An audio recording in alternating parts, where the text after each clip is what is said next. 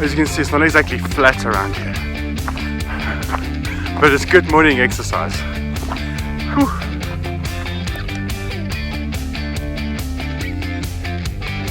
And here we have the first clue of what I've come to explore.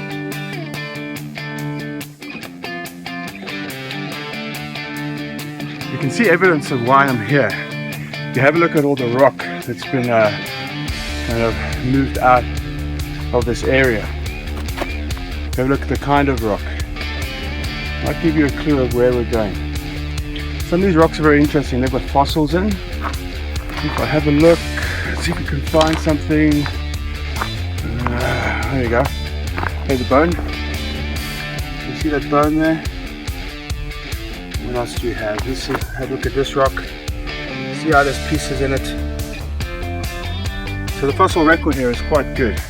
We're actually not so far from Maripane, where they found, this is Bliss, where they found a lot of hominid fossils. It's just over there, you can't really see it, but it's probably about 50 kilometers in that direction. So with all the rock around here, you can see that it's been heavily worked. This is a cave, it's been mined for limestone. The reason why I got up so early in the freezing cold and hiked up a very steep hill is because this cave is inhabited by violent spiders.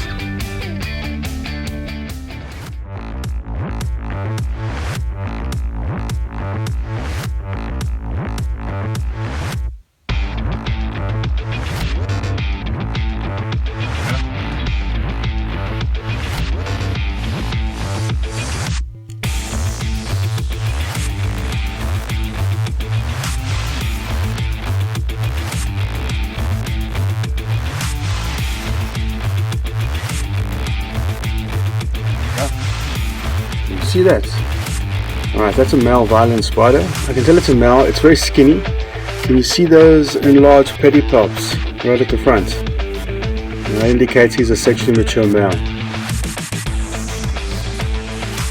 This is another species of spider which are in these caves. This is a daddy long-legged spider. You get daddy long-legged spiders in our houses, they're very common in those places that we don't clean very often. There's an old wives' tale that they're the most venomous spider in the world, but they can't bite you because their fangs are too small. That's absolute rubbish. They provide a huge amount of ecosystem services, which are very valuable to humans.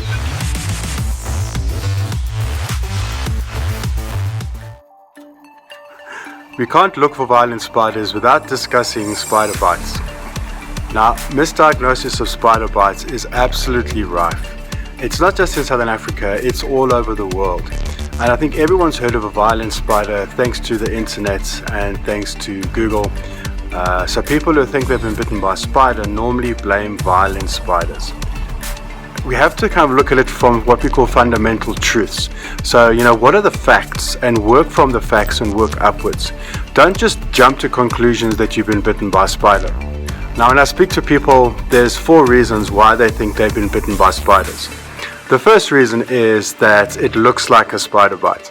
And I can tell you from years of working with patients who have actually been bitten by spiders, legitimate bites, I can tell you that their bites can look very, very different.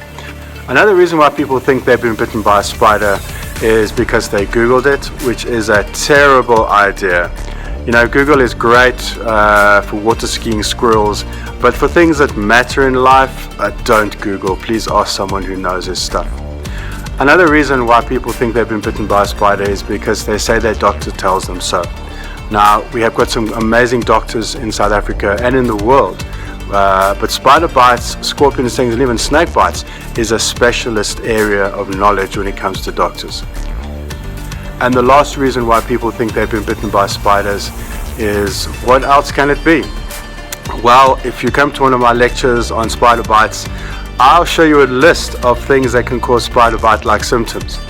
The moral of this story, if you think you've been bitten by a spider, just stop. Just take a deep breath, calm down and relax. And if there's no evidence that a spider was involved, then it's probably not a spider bite. If you go to www.scorpions.co.za, you'll see there's a very nice article on the misdiagnosis of spider bites. If you're still not convinced that it isn't a spider bite, then come join me on one of my lectures, and I'll impart some of my knowledge, my experience, and hopefully my wisdom.